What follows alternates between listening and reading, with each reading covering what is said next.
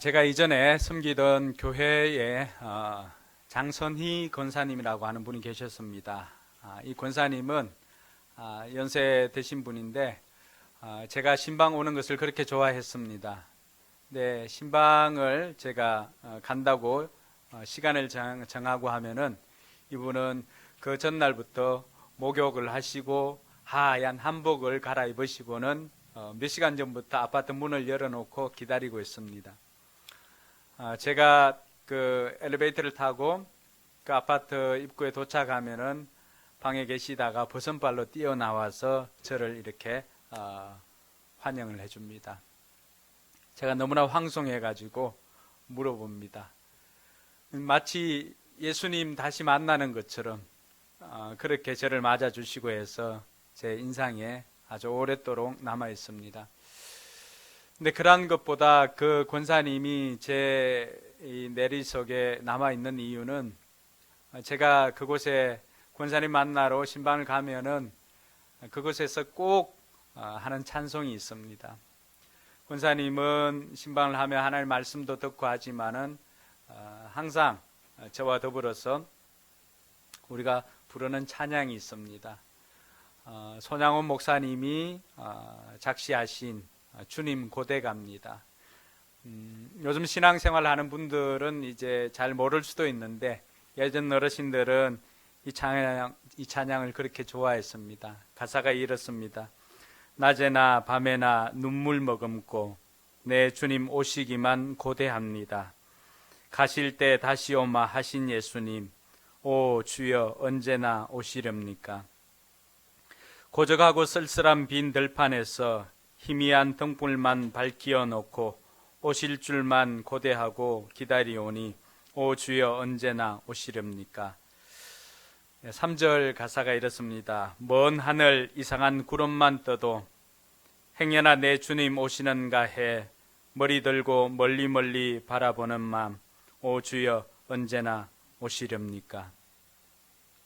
6절까지 되어 있는데 6절 가사가 이렇습니다. 천년을 하루같이 기다린 주님, 내 영혼 당하는 것 볼 수 없어서 이 시간도 기다리고 계신 내 주님, 오 주여 이 시간에 오시옵소서. 제가 좀 알면은 여러분 이 찬양 아나요? 몰라요? 그래요. 대략 음은 낮에나 밤에나 눈물 머금고 제 찬양이 부담스러웠던 것 같습니다. 방송실에서 바로 유튜브를 트는데 혹시 들을 수 있나요?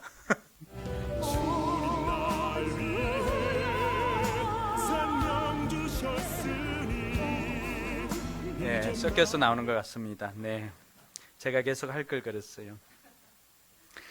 하여튼 이 찬양을 신방을 가면은 꼭 하게 됩니다. 그 권사님이 목회자를 맞이하는 것도 그렇고 하루하루의 삶도 늘 예수님께서 세상에 다시 오신다는 그 약속 붙잡고 하루하루를 살아가고 믿음으로 살아가는 그 모습을 보면서 젊은 목회자가 굉장한 도전을 받았습니다. 실제로 우리 믿음의 선배들은 그렇게 신앙생활을 해왔습니다. 찬양에 있는 가사처럼 먼 하늘 이상한 구름만 떠도 혹시라도 주님 오시는 게 아닌가 하고는 그날은 또 자신의 삶을 좀 더 돌아보면서 하루를 보냈던 그런 기억이 있습니다. 어떻게 보면은 저희도 그 끝자락, 그 은혜의 끝자락을 잡았던 세대가 우리가 아닌가 이런 생각이 듭니다. 저도 신앙생활 대학생 때 처음 했지만은 저 때까지만 해도 제가 88학번이니까 그때까지만 해도 그 마지막 끝자락을 잡았던 것 같아요. 근데 어느 순간인가 우리에게는 이런 종말 신앙이나 또 재림 신앙이 우리에게 사라졌습니다. 그 이유를 좀 찾아봤습니다. 그 이유를 찾아보니까 1992년도에 우리나라에는 엄청난 일이 있었습니다. 1992년 10월 28일에 믿는 사람들이 휴거가 되고 세상에 종말이 온다라고 했던 이장님 목사가 했던 그 다미선 교회가 바로 그것입니다. 그들이 주장했던 이 시한부 종말론, 시한부 종말론으로 인해서 많은 가정들이 파괴가 될 뿐만이 아니라 건전하게 신앙생활을 하는 교회에는 어떤 피해가 있었는가 하면은 그때 이후로 부흥하던 한국 교회가 그때 이후로 곤두박질 치기 시작했습니다. 왜 그런가 보니까 이단들은 여전히 시한부 종말론을 주장을 하면서 사람들을 불안에 떨게 하고, 그러니까 사람들을 그 불안함으로 인하여서 그 사람들을 붙잡습니다. 신천지가 14만 4천이라고 하는 그 숫자를 가지고 계속 이야기하는 것처럼 많은 이단들이 지금도 시한부 종말론을 이야기를 합니다. 그런데 이러한 것이 건전하게 믿음 생활하던 우리에게는 어떤 피해를 주었는가 하면은 그때부터는 종말이나 재림이나 이런 이야기를 할 수가 없습니다. 종말이나 재림 이야기를 하면은 마치 사람들은 다 이단인 것처럼 그렇게 생각합니다. 우리가 사용하는 좋은 단어들이 세상에 빼앗긴 것들이 얼마나 많은지를 모릅니다. 우리가 보편교회라고 할 때 캐톨릭 이렇게 합니다. 하나된 보편교회, 하나님의 교회라고 할 때 그 캐톨릭이 가지고 가니까 유니버셜 처치 이렇게 이야기를 합니다. 사랑은 어떻습니까? 사랑보다 더 귀한 단어가 있나요? 근데 우리가 세상에서 사랑 이렇게 이야기를 하면은 사람들은 어떻게 그 사랑을 받아들이나요? 육신의 쾌락으로 말미암은 러브 호텔이나 이런 것 할 때 그 사랑이라고 하는 단어를 거기에 썼습니다. 사랑, 종말, 재림 이런 것들을 우리가 쉽사리 사용할 수 없는 환경을 만들어 버렸습니다. 놀라운 것은 우리에게 종말 신앙이나 재림 신앙이 사라지고 난 다음부터 시작해서 한국 교회는 부흥을 멈추고 그때부터 내리막길로 내려가기 시작했습니다. 물론 저출산도 영향이 있지만은 그러나 우리의 사상적인 배경에는 우리에게 종말 신앙이 사라지고 난 다음에 사람들은 더 이상 심각하게 신앙생활을 하지 않습니다. 물론 예수님께서 우리에게 웃음을 주고 행복을 주는 분이기 때문에 우리가 웃으면서 신앙생활을 해야 하는 것, 우리가 행복해야 하는 것도 당연합니다. 그러나 오늘 우리가 기억해야 할 것은 우리에게는 개인의 종말이든 또 우주적인 종말이든 언젠가는 종말이 있을 것이라고 하는 것입니다. 성경이 우리에게 가르쳐 주는 것은 그 때와 시는 아무도 알 수가 없다라고 이야기를 합니다. 그러나 수많은 이단들은 여전히 자신들만이 그 때와 시를 알고 있고 그래서 시한부 종말론을 여전히 주장하고 있습니다. 왜 이러한 끝이 있다라고 하는 것, 심판이 있다라고 하는 것을 아는 것이 중요한가? 라고 보니까 우리 어른들만 그런 것이 아니라 아이들을 보니까 알 수가 있습니다. 언제부턴가 우리나라는 자유학기제라고 하는 것이 도입이 되었습니다. 자유학기제는 그 3년 중에 한 학기를 아이들이 중간고사나 기말고사나 시험 없는 그런 학기로 만들었습니다. 그래서 그때는 토론을 하거나 아니면은 자유롭게 자신이 이 다음에 하고 싶은 진로를 탐색하는 그런 시간들을 가질 수 있도록 기회를 주었습니다. 근데 이것이 아이들에게 호응이 좀 있자 정부에서 조금 더 탄력을 냅니다. 자유학기제가 아니라 자유학년제로 바꿔버렸습니다. 그래서 아이들은 한 학기만 그런 것이 아니라 중학교를 가거나 하면은 1년 동안 시험 없는 세상에서 삽니다. 아이들은 너무나 좋아하겠죠. 그러니까 1년 동안 시험이 없으니까 아이들이 어떻게 할까요? 시험 없으니까 당연히 그런 압박을 받지 않으니까 아이들은 공부를 하지 않습니다. 그래서 중2학년이 되고 나면은 집집마다 곡소리가 그때부터 나옵니다. 드디어 자기 자신들의 실체를 알게 되고 부모들은 그때 한번 깜짝 뒤집어집니다. 이전에 초등학교에서 알아왔던 아이의 성적, 웬만하면 집에서 공부를 하든 안 하든 어느 정도 하면 8, 90점은 넉넉히 받아오던 아이가 중학교 1학년 때는 시험 안 치니까 2학년 때 되었어야 비로소 1학기 때 시험을 치고는 받아오는데 온 데다 목장도 아닌데 양이 수두룩 합니다. 그 정도면 양호하지요. 양만 있어도 양호한데 그러나 양조차도 없습니다. 대부분이 15점, 23점, 32점 이렇습니다. 우리가 자유를 주면은 그 자유를 누릴 수 있는 성숙함도 가지고 있어야 되지만 죄성이 있는 우리 인간들이 가질 수 있는 것은 그런 성숙함보다는 그 죄에 익숙한 본성대로 살아가더라고 하는 것입니다. 그때부터 시작해서 아이들을 이제 다그치기 시작합니다. 아이들은 드디어 내 인생에도 시험이란 게 있구나라고 알고는 그때부터 공부를 시작합니다. 물론 그때부터 계속 노는 아이들은 계속해서 놀기도 합니다. 아이들뿐만이 아니라 우리의 신앙도 마찬가지입니다. 우리가 우리의 신앙이 끝이 있다라고 하는 것을 깨닫지 못한다면 우리는 정신 차리고 신앙생활 하지 않습니다. 우리 내면에 있는 죄성들이 우리를 가만두지 않기 때문에 그렇습니다. 그래서 우리가 조금씩 성숙으로 나아가는 제자의 삶을 산다면은 우리의 삶은 변화되고 우리가 끝이 있다라고 하는 것을 인식하며 살아갈 터인데, 그렇지 않고는 대부분의 사람들은 자기가 원하는 방식으로 자기가 원하는 삶을 살게 되는 것입니다. 그래서 하나님께서는 오늘 이 창세기를 통하여서, 이 에노스 이야기를 통하여서 저와 여러분들에게도 우리가 종말이 있는 인생임을 가르쳐주고 있는 것입니다. 오늘 말씀에 보면은 하나님께서 가인의 족보를 이야기하다 뜬금없이 이 아담과 하와의 또 다른 아들의 이야기를 합니다. 여러분, 가인의 이야기가 계속적으로 기록되다가 왜 뜬금없이 하나님께서는 이 셋 이야기를 하고 에노스 이야기를 했을까요? 가인이 어떤 삶을 살았습니까? 4장 16절에 보니까 가인이 하나님을 떠났다라고 이야기를 합니다. 가인은 주님 앞을 떠나서 에덴의 동쪽 노 땅에서 살았습니다. 가인이 누구인가를 잠시 설명을 하면은 아담과 하와가 두 아들을 두었는데 하나는 가인이고 하나는 아벨이었습니다. 이들이 하나님 앞에 제물을 드리고 예물을 드리다가 하나님께서 아벨의 예물은 받고 가인의 예물은 받지 않았습니다. 가인이 거기에서 성질이 나서 아벨을 죽여버리고 맙니다. 인류 최초의 살인이 생겼습니다. 하나님께서는 이런 가인조차도 불쌍히 여겨주시고는 그에게 그를 만나는 사람 누구든지 가인을 죽이려고 하면은 벌이 7배나 더할 것이다 라고 하고는 가인에게 그런 보호할 수 있는 그런 티켓을 주었습니다. 근데 죄지은 가인은 더 이상 하나님 앞에서 살 수 없는 신분이 되었고 그는 하나님을 떠나서 노 땅에서 살게 되었습니다. 그리고 이어서 나오는 것은 가인의 자손들의 이야기입니다. 그리고 마지막으로 나오는 것이 가인의 7번째 후손이었던 라멕입니다.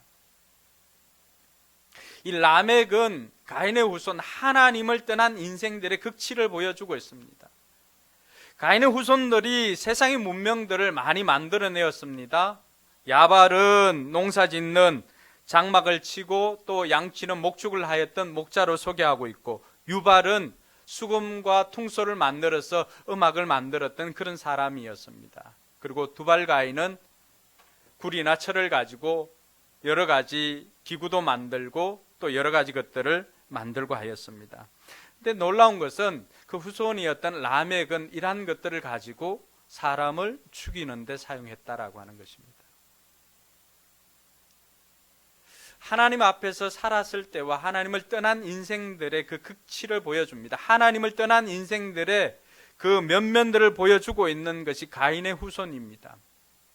라멕이 사람을 죽이고 하는 이런 내용들을 보면 더 이상 이 가문에는 소망이 없을 것 같습니다. 이 어둠이 짙어갈 때 하나님께서 어떤 일을 행하고 계신지를 보여주는 것이 오늘 저와 여러분들이 읽었던 25절의 말씀입니다. 하나님께서는 이 가인으로는 더 이상 하나님의 일들을 할 수가 없기에 하나님께서는 아담과 하와가 다시 동침을 하고는 아이를 낳게 됩니다. 하와의 고백이 그것입니다. 하나님께서 가인에게 죽은 아벨 대신에 다른 씨를 나에게 허락하셨구나. 그래서 그 이름을 셋이라고 지었습니다. 여러분, 어둠이 가장 깊을 때 하나님께서는 그 깊은 어둠 중에도 일하신다는 것을 믿으시기 바랍니다. 오늘 가인의 후손들의 삶들을 보면은 거기에는 조금도 희망이나 이런 것들을 찾을 수가 없습니다. 하나님 없는 인생들이 자기 힘으로 살아가지만은 그 삶의 끝은 결국에는 누가 누구를 죽이고 하는 그 역사의 반복이다라고 하는 것을 보여주고 있습니다. 그럴 때 하나님께서는 어둠이 가장 깊은 그때에 새로운 빛으로 그 가정에 셋을 주었다라고 하는 사실입니다. 우리가 살아갈 때 우리의 삶에 정말 칠흑 같은 어둠을 경험할 때가 있습니다. 그 칠흑 같은 어둠을 경험할 때 우리는 하나님의 존재하심도 하나님의 일하심도 경험하지 못할 때가 있습니다. 근데 우리가 기억할 것은 오늘 이 가문에 셋을 주신 하나님께서는 가장 칠흑 같은 어둠에서도 일하고 계시고 또 그때가 새벽이 오는 가장 좋은 시간대임을 기억하는 저와 여러분들이 되기를 주님의 이름으로 축원합니다. 하나님께서 셋을 주시면서 새로운 빛과 희망을 이어가십니다. 그리고는 이 셋도 드디어 아이를 낳게 됩니다. 26절에 보니까 그 아이 이름을 오늘 설교의 제목인 에노스라고 짓습니다. 우리가 왜 여기에 주목해야 되냐 하면은 평소와는 다른 이 창세기를 기록한 성경 기자의 평소와는 다른 기록이 있기 때문에 그렇습니다. 대부분 족보를 기록하고 난 다음에 그냥 누가 누구를 낳고 이런 정도였지만은 26절에 가서 이들이 한 행동을 하나 기록을 하고 있습니다. 오늘 제가 이 본문을 잡은 것도 바로 그것입니다. 같이 한번 읽어볼까요? 셋도 아들을 낳고 아이 이름을 에노스라고 하였다. 그때 비로소 사람들이 주님의 이름을 불러 예배하기 시작하였다. 가인과 아벨 때도 예배가 있었지만은 그런데 성경 기자는 이 에노스 시대에 비로소 이들이 하나님의 이름을 불러가면서 예배하기 시작했다라고 하는 것입니다. 자발적으로 하나님을 부르고 전적으로 하나님을 의지하는 예배가 시작된 것은 바로 이 에노스의 시대였던 것입니다. 그럼 우리가 질문을 할 필요가 있습니다. 그럼 왜 이들이 에노스의 시대, 그 이전에도 아니고 에노스의 시대가 되었을 때 비로소 예배하는 인생으로 바뀌게 되었느냐라고 하는 것입니다. 가인과 아벨 때도 예배를 드렸습니다. 그리고 그 이후에도 아담과 하와는 계속적으로 예배를 드렸을 것입니다. 그런데 그때는 그들은 전적으로 하나님을 의지하지를 않았던 것입니다. 이들이 왜 에노스 시대에 하나님을 예배하는 삶으로 바뀌게 되었는가를 보니까 이때 비로소 자신의 연약함을 깨닫게 된 것입니다. 오늘 에노스라고 하는 그 이름의 뜻은 사람이라고 하는 뜻도 있지만 에노스의 이름의 뜻은 약함, 죽을 수밖에 없는 존재라고 하는 뜻이 그 이름에 내포되어져 있습니다. 자식의 이름은 부모의 신앙 고백과도 같은 것입니다. 더군다나 하나님의 백성들에게는 더욱더 그러합니다. 셋이 아들을 낳고 이름을 에노스라고 짓게 된 배경이 무엇일까요? 자기의 형님 아벨은 또 다른 형님 가인에게서 의해서 생명을 잃고 자신이 이 땅에 태어났지만 그 이전에 하나님의 풍성함은 그대로 주어졌지만은 이제는 어떻게 되었습니까? 죄가 이 땅에 들어옴으로 말미암아서 그때부터는 땀을 흘리는 수고를 해야만 곡식을 거두어 드리고 수확을 할 수 있게 되었던 것입니다. 그 대자연 앞에 선 힘없는 한 명의 인간으로 서 있는 그 셋, 그리고는 자기의 아들의 이름을 에노스라고 지을 수밖에 없는 것은 자신의 연약함을 비로소 자각하게 된 것입니다. 그 이전에 아담의 삶은 어떤 삶이었습니까? 하나님으로부터 위임받은 그 모든 것들을 행하고 모든 것들을 다 알고 행할 수 있는 능력을 가지고 있었습니다. 근데 죄가 들어오고 난 다음부터 우리 인생은 그런 연약한 존재가 되었다는 사실입니다.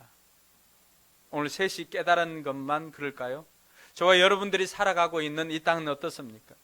우리 역시도 이 세상 가운데 서 있는 우리 역시도 이 세상과 맞짱을 뜨기 위해서 앞에 서 있을 때 너무나도 연약한 우리의 모습을 발견하게 됩니다. 셋이 에노스를 낳고 난 다음부터 비로소 그때 깨달은 것이 자신의 연약함을 깨달은 것입니다. 그리고 또 다른 이 셋이 에노스를 통하여서 에노스가 자신의 연약함을 깨닫고 셋도 자신의 연약함을 깨닫고 에노스의 시대에 하나님을 부르고 예배하기 시작한 이유는 이때로부터 시작해서 죽음을 경험하게 된 것입니다. 드디어 자신들이 죽을 수밖에 없는 존재라고 하는 것을 깨닫게 된 것이고 셋은 그렇게 해서 에노스의 이름을 죽을 수밖에 없는 존재, 연약한 존재라고 하는 뜻으로 에노스라고 지었습니다. 왜냐하면은 이때 당시 이들의 나이가 어떻습니까? 다 수백 년을 살았던 사람들 아닙니까? 아담 이후로 내려오는 사람들, 하나님께서 죽음에 대한 이야기를 했지만은 실제적으로 죽음을 본 사람이 과연 몇이나 있었을까요? 가인에게 죽은 아벨 이외에는 그들이 죽음을 목격하지는 못하였습니다. 그런데 드디어 에노스 시대가 되었을 때 비로소 사람들이 그 수명이 다하여서 이때 사람들이 죽어가기 시작한 것입니다. 죽음이 멀게만 느껴져 있었지만 이제는 자신들 앞에 코앞에 죽음이 와 있다라고 하는 것을 깨닫고 그들의 고백은 우리는 죽을 수밖에 없는 존재이구나 깨달았을 때 그들은 생명의 근원이신 하나님을 부를 수밖에 없었던 것입니다. 여러분들 얼마나 여러분의 종말을 생각하고 살아가고 있습니까? 우리가 종말을 의식하지 않고 살아간다면 마치 시험을 의식하지 않고 마음껏 노는 아이들과 우린 다르지 않습니다. 끝이 있고 심판이 있고 시험이 있고 결말이 있다라고 하는 것을 아는 사람들은 그 결말을 위해서, 그 심판을 위해서, 그 종말을 위해서 자신의 삶을 허투루 살지 않습니다. 그러나 대부분의 이 시대를 살아가고 있는 사람들은 죽음만큼은 내게서 멀리 있는 것이라고 생각할 때가 너무나 많이 있습니다. 그러나 죽음은 항상 우리 곁에 있다라고 하는 사실입니다. 그럼 죽음이라고 하는 것이 우리가 생각할 때 그렇게 크고 무거운 주제라고 생각할 수도 있지만 어떻게 보면은 코끝에서 나간 호흡이 다시 돌아오지 못하면은 우리는 그것을 죽음이라고 이야기를 합니다.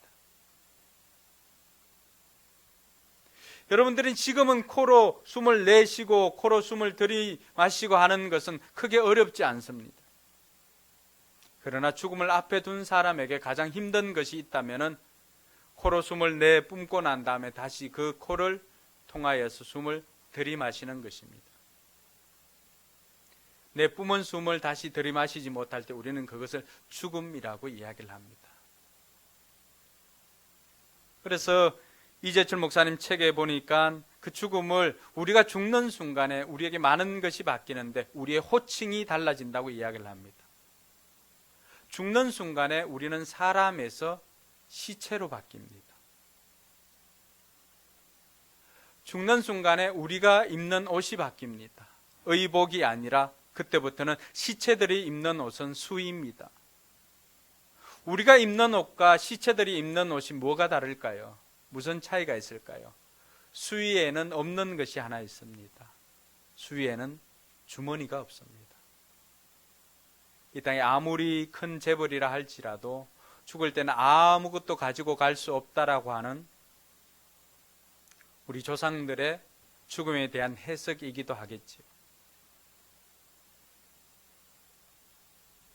이 죽음을 의식하지 않고 우리가 살아간다면은 우리는 내가 원하는 대로, 내가 하고 싶은 대로 살 수밖에 없습니다. 그러나 죽음을 의식하는 인생들은 그때부터 시작해서 자신이 어떤 존재인가를 깨닫고는 그 순간에 자기 죽음을 자각하고는 생명의 근원 되신 하나님을 찾을 수밖에 없더라고 하는 것입니다. 그래서 성경 기자는 지혜의 왕이라고 할 수 있는 솔로몬은 우리에게 이야기를 합니다. 전도서 7장 4절을 통하여서 어리석은 자들은 사람의 마음은 잔치집에 가 있지만 지혜로운 사람의 마음은 어디에 가 있습니까? 초상집에 가 있다. 성경도 그렇게 이야기를 합니다. 잔치집에 가서 우리가 누릴 수 있는 것은 그렇게 많지 않습니다. 우리가 생각할 것 그렇게 많지 않습니다. 그냥 축하해주고 또 맛있는 거 먹고 오고 그게 다일 수가 있습니다. 그러나 초상집에 가는 순간 어떻습니까? 우리가 문상을 갈 때, 장례식장에 갈 때 우리가 느끼는 것은 무엇입니까? 멀게만 느껴졌던 죽음이 바로 내 앞에 있다라고 하는 것을 깨닫게 됩니다. 그 장례식장에 영정사진으로 놓여 있는 그 사람의 나이는 관계가 없습니다. 90이든 60이든 12살이든 때로는 나보다 젊은 나이에 그게 있는 사람도 있습니다. 그것을 보면서 우리가 느끼는 것은 무엇인가요? 아, 나도 죽을 수밖에 없는 존재이구나. 그 죽을 수밖에 없는 존재이구나 라고 하는 것을 느끼는 순간 우리가 뭘 합니까?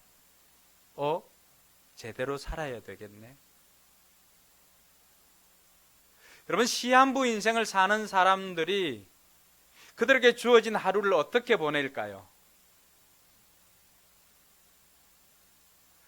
우리는 의식하지는 않지만 우리가 태어난 시간 이후부터 시작해서 우리도 시한부 삶을 살고 있다라고 하는 것 믿어지십니까? 죽음 앞에서는 그 어떤 것도 우리가 그동안 누려왔던 것, 그동안 해왔던 그 모든 것들이 다 무의미하게 될 수도 있습니다. 그래서 가장 극명하게 대조되는 그 시간이야말로 생명이 가장 빛나는 순간이기도 합니다. 그래서 주님께서는 오늘 이 에노스, 죽을 수밖에 없는 존재라고 하는 것을 자각하는 그 시점에서 이들이 무엇을 했는가를 우리에게 가르쳐 주고 있습니다. 그것은 바로 하나님의 이름을 부르고 하나님 앞에 예배하는 삶을 살았다라고 하는 것입니다. 왜 이게 중요할까요? 죽음을 앞둔 인생은 아무 것이나 다 하는 것이 아니라 그 순간엔 가장 중요한 것을 해야 되는 것을 가르쳐 주고 있습니다. 제가 지난주, 지지난주, 그러니까 이번 주 오기 전에 지난주부터 시작해서 제 컴퓨터가 계속해서 갑자기 이렇게 작업을 하는데 갑자기 전원이 나갑니다. 그 이전엔 생각해보지도 못한 일이 컴퓨터에 생긴 것입니다. 그래서 이 컴퓨터, 얘가 영원한 게 아니라 얘도 수명이 있네 라고 하는 것을 이제 인식하기 시작한 거죠. 그러면서 제가 했던 게 무엇일까요? 컴퓨터가 지 마음대로 켜졌다가 꺼졌다가 이렇게 합니다. 그래서 그때부터 한 것이 일단은 중요한 거 폴더에 다 만들어서 외장하드로 옮기고 하는 작업들을 했죠. 그 이전에는 바탕화면에 보니까 온 문서 작업한 것부터 시작해서 여러 가지 폴더들 다 나와 있습니다. 근데 몇 번 컴퓨터가 꺼졌다 켜졌다 이런 것을 보면서 제가 뭘 했을까요? 그 중에 필요 없는 것들을 정리하기 시작했습니다. 지금 제 바탕화면에 가보면 깨끗합니다. 그리고 아마 이번 주나 다음 주 되면은 하드를 가려야 되지 않을까, 메인보드를 가려야 되지 않을까 이런 생각을 합니다. 그러면서 제가 든 생각이 있습니다. 우리 인생도 끝이 있다라고 하는 것을 자각하게 되면은 이것저것 아무 것이나 다 하는 것이 아니라 그 순간만큼은 불필요한 것들을 정리하고 가장 중요한 것을 해야 되는구나라고 하는 것을 깨닫게 된다는 것을 그때야 알게 되었습니다. 하나님께서 어떻게 보면 이 말씀을 준비하기 위해서, 이 말씀을 전하기 위해서 제 컴퓨터를 사용하신지는 모르겠습니다. 근데 어쨌든 제 컴퓨터도 수명이 다 한 것 같습니다. 여러분, 이 죽을 수밖에 없는 존재라고 했을 때 그 죽을 수밖에 없는 존재들이 할 수 있는 것이 뭐가 있을까요? 할 수 있는 것. 창세기 5장에 보면은 창세기 5장에 아담의 계보가 나오는데 이 창세기 5장의 계보들을 보면은 그 족보에는 반복되어져서 나오는 것이 있습니다. 몇 살에 누구를 낳고 몇 살에 죽었더라. 몇 살에 죽었더라. 죽었더라. 죽었더라. 죽었다. 우리가 죽을 수밖에 없는 존재라고 하는 것을 창세기 5장 족보를 통해서 이 에노스 시대에 비로소 하나님의 이름을 부르고 예배를 드렸던 이 사람들을 왜 그렇게 했는가를 우리에게 보여주는 것은 그때 이후로 나오는 족보들이 다 죽었다 죽었다 죽었다 죽음으로 연결되어진 족보를 보여주고 이야기하고 있습니다. 마태복음 1장에는 동일한 족보가 나오지만 그 족보에는 다른 모습으로 우리에게 비춥니다. 그 죽음의 족보 가운데 예수 그리스도, 생명 되시는 예수 그리스도가 들어오고 난 다음부터는 어떤 일이 생겼을까요? 그 죽음의 족보가 생명의 족보로 바뀌게 된 것 믿으시기 바랍니다. 그래서 마태복음 1장에 보면은 다윗과 아브라함의 자손 예수 그리스도의 계보라고 하면서 시작하는데 거기에는 죽음이 없습니다. 다 누가 누구를 낳고 다 생명의 족보로 기록된 것 믿으시기 바랍니다. 죽음을 맞이하는 죽을 수밖에 없는 존재였던 죽음의 족보로 살아가는 그 사람들에게 생명 되시는 예수 그리스도가 들어오는 순간 그들의 삶은 죽음의 족보가 아니라 생명의 족보로 바뀌게 된 것입니다. 할렐루야. 저는 여러분의 가정이, 여러분의 가문이 그렇게 되기를 주님의 이름으로 축복합니다. 자, 그러면 이런 연약한 인생들이 해야 할 것이 뭘까요? 제가 컴퓨터를 정리하고 가장 중요한 것을 했던 것처럼 우리가 죽을 수밖에 없는 존재라고 자각하는 사람들이 해야 될 것, 첫 번째는 주님의 이름을 부르는 것입니다. 주님의 이름을 부르는 것, 한계를 가지고 있는 인생들이 할 수 있는 것이 있다면 그것은 바로 하나님의 이름을 부르는 것입니다. 우리는 그래서 이것을 또 다른 기도라고 부릅니다. 한계를 극복하는 힘. 우리는 내가 일하면은, 내가 가지고 있는 것으로 일하면은 그냥 내가 가지고 있는 만큼, 내 능력의 한계만큼 사용할 수밖에 없습니다. 세상 사람들이 할 수 있는 것도 다 그 영역입니다. 근데 연약한 인생인 에노스가 하나님의 이름을 불렀을 때 그들의 삶이 전혀 다른 삶을 살았던 것처럼 우리 또한 그렇게 될 수가 있는 것은 우리가 주님의 이름을 부르는 순간 우리가 일을 하는 것이 아니라 하나님께서 우리를 대신해서 일을 하신다는 사실입니다. 예레미야가 그것을 우리에게 증거하고 있습니다. 예레미야 33장 1절에 보면은 같이 한번 읽어볼까요? 예레미야가 여전히 건의대 뜰 안에 갇혀 있을 때 주님께서 그에게 두 번째로 말씀하셨다. 여러분, 예레미야는 옳은 예언을 하다가 왕에게 잡혀서 왕의 건의대 뜰 안에 감옥에 갇혀 있습니다. 자, 육신적으로 예레미야가 할 수 있는 것이 있나요? 없지요. 감옥에 갇혀 있으니까 아무것도 할 수 없습니다. 자, 이럴 때 예레미야를 찾아오신 하나님은 어떤 하나님일까요? 2절 한번 볼까요? 같이 읽습니다. 땅을 지으신 주님, 그것을 빚어서 제자리에 세우신 분께서 나에게 말씀하셨다. 그 이름으로 주이신 분께서 말씀하셨다. 자, 땅을 지으신 주님, 전능하신 하나님이시죠. 이 하나님께서 예레미야에게 아무것도 할 수 없는 예레미야에게 찾아오셔서 무슨 말씀을 했을까요? 3절이 답입니다. 같이 읽겠습니다. 내가 나를 부르면 내가 너에게 응답하겠고 내가 모르는 크고 놀라운 비밀을 너에게 알려주겠다. 아멘. 아무것도 할 수 없는 시위대 뜰에서 갇혀있는 예레미야에게 전능하신 하나님께서 찾아오셔서 들려주시는 그 해답은 뭐였습니까? 너 나한테 부르짖어라. 너 나를 불러라. 어둠이 가장 짙은 예레미야 인생의 어둠이 가장 짙은 칠흑 같은 어둠 가운데 하나님께서 모른 척 하시고 모른 척 하지 않으시고 예레미야에게 찾아오셔서 하신 것은 너 나한테 부르짖는 것은 할 수 있지 않니? 육신적으로 네가 일을 할 수 있지는 못하지만 그러나 그 안에서라도 네가 할 수 있는 것이 있지 않니? 너 나한테 불러라. 너 나를 불러라. 그러면 어떻게 하겠다는 거예요? 내가 너에게 응답하겠다. 우리가 부를 때 하나님 우리에게 응답하십니다. 할렐루야. 그 응답하신다는 건 뭐예요? 내가 아무것도 할 수 없는 상태에서 하나님의 이름을 부를 때, 하나님 앞에 기도할 때 하나님께서 응답을 주시기 위해서 일을 하신다는 사실을 믿으시기 바랍니다. 그래서 내가 일을 하면 내가 일하는 것이지만 내가 기도하면 하나님께서 일을 하는 것입니다. 할렐루야. 오늘 에노스와 셋이 하나님의 이름을 불렀던 것이 바로 그것입니다.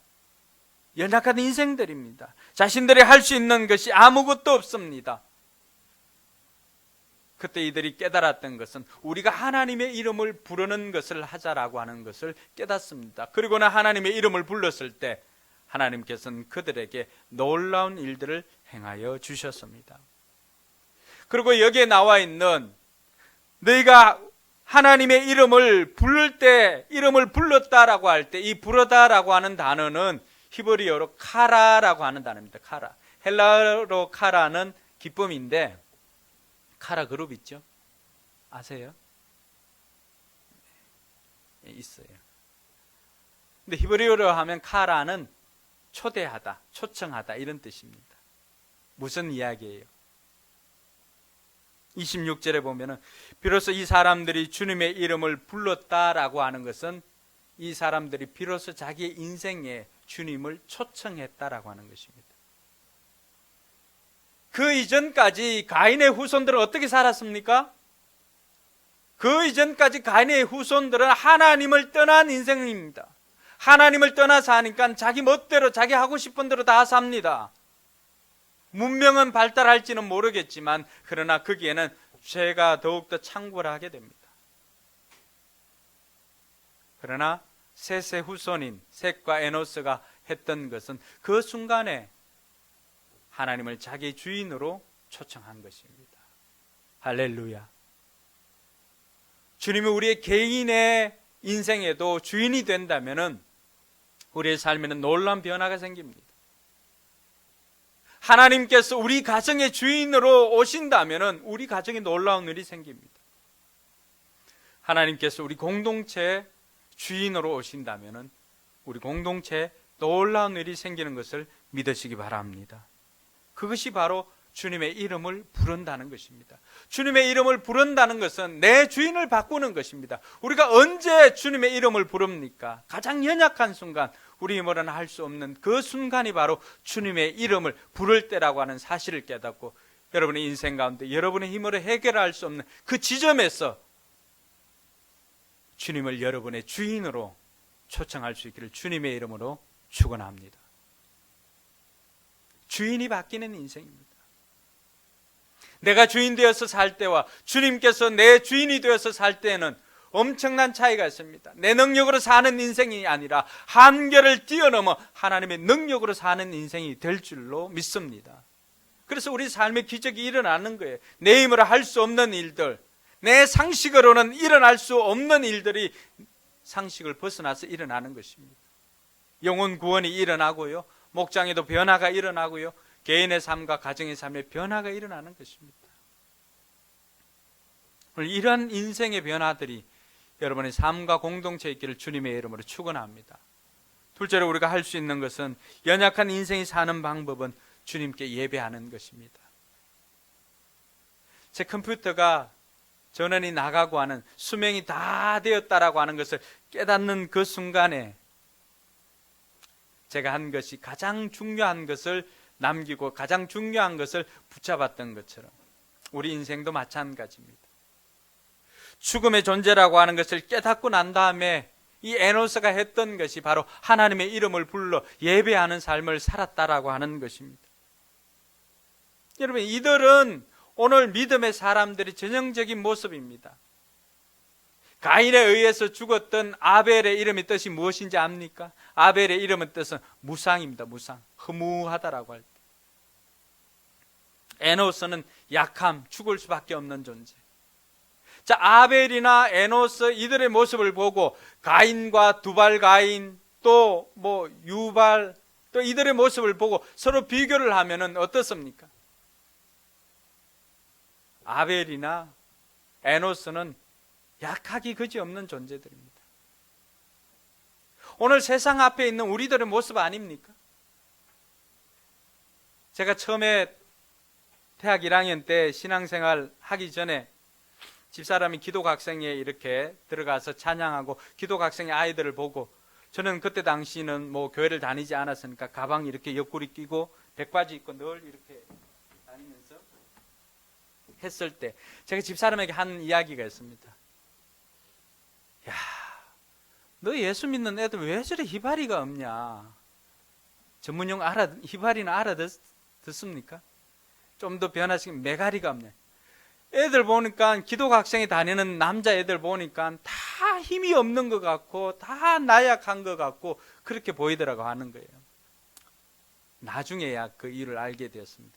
그 아이들이 힘이 없는 것이 아니라 그 아이들이 온유하였던 것입니다. 오늘 아벨과 또 에노스의 모습을 보면서 제가 철들고 난 다음에 깨달은 것이, 이런 삶이 바로 믿음의 사람들의 삶이구나라고 하는 것을 깨달았습니다. 그들은 자기 힘으로 사는 인생들이 아니라 하나님 앞에 가장 중요한 예배를 드리는 삶이었습니다. 아벨은 연약한 무상함이라고 하는 이름을 가졌지만 믿음으로 하나님 앞에 예물을 드렸습니다. 에노스는 죽을 수밖에 없는 약함이라고 하는 이름을 가졌지만 믿음으로 하나님 앞에 예배를 드렸습니다. 이것이 진정한 믿음의 사람들의 모습입니다. 세상 사람들과 비교해보면 우리의 모습이 연약하기 그지없습니다. 그러나 우리는 연약한 존재로 있는 것이 아니라 우리가 하나님을 예배할 때 우리는 그 어느 누구도 범접하지 못하는 강한 인생이 된다라고 하는 사실을 믿으시기 바랍니다. 그것이 예배를 드렸던 다윗이 우리에게 증거해주고 있고 수많은 믿음의 선배들이 우리에게 보여주었던 것이 바로 그것입니다. 여러분, 죽음이 있다라고 하는 것을 깨달았을 때 에노스가 가장 중요한 것 뭘 잡았습니까? 예배를 잡았습니다. 오늘 우리도 많은 야망을 가지고 살아가고 있지만은 그 야망 역시도 죽음 앞에서는 보잘것없는 것이라고 하는 것을 우리가 깨닫고 우리에게 있어서 우리 인생에 있어서 가장 중요한 것 예배를 붙잡으라고 하는 하나님의 음성을 듣는 귀한 시간 되기를 주님의 이름으로 축원합니다. 지혜의 왕 솔로몬은 전도서의 그 모든 이야기들 다 헛되고 헛되다 이야기를 해주지 않습니까? 자신이 경험해 보니까 모든 것들이 다 헛되다는 거예요. 솔로몬만큼 야망에 사로잡혀 있었던 인생이 누가 있겠습니까? 근데 다 경험해 보니까 다 헛되다라고 하는 거예요. 그러면서 1장부터 시작해서 헛되다라고 이야기하고는 마지막 12장 13절에 가서 그런 이야기를 합니다. 같이 읽겠습니다. 할 말은 다 하였다. 결론은 이것이다. 하나님을 두려워하여라. 그분이 주신 계명을 지켜라. 이것이 바로 사람이 해야 할 의무다. 하나님을 두려워하는 것, 다른 말로 표현하면 하나님을 경외하는 것. 하나님을 경외하는 것이 가장 잘 나타나는 것이 무엇입니까? 그것이 예배입니다. 솔로몬이 자신의 인생의 모든 것들을 다 경험해보고 난 다음에 깨달았던 것, 그래서 이 일의 결국을 이야기를 할 때 결론적으로 이야기하는 것이 무엇입니까? 내가 이렇게 다 해보고 해봤더니 진짜 허무하더라. 그러니까 너희들 하나님을 두려워하고 예배드리는 삶을 살아라. 에노스가 우리에게 들려주는 하나님의 음성이 뭡니까? 죽을 수밖에 없는 존재들이 할 수 있는 것이라고 하는 것은 바로 예배를 드리는 것인데 그것이야말로 우리가 할 수 있는 가장 큰 것이다, 가장 중요한 것이다 라고 이야기를 해주고 있습니다. 예배 성공한 인생은 결코 실패하지 않습니다. 수많은 성경이 우리에게 증거해주고 있습니다. 이번 한 주간도 우리의 삶 가운데서 예배에 성공하는 저와 여러분들이 되길 주님의 이름으로 축원합니다. 그럴 때 우리의 삶은 놀라운 은혜를 경험하게 될 것입니다. 기도하겠습니다.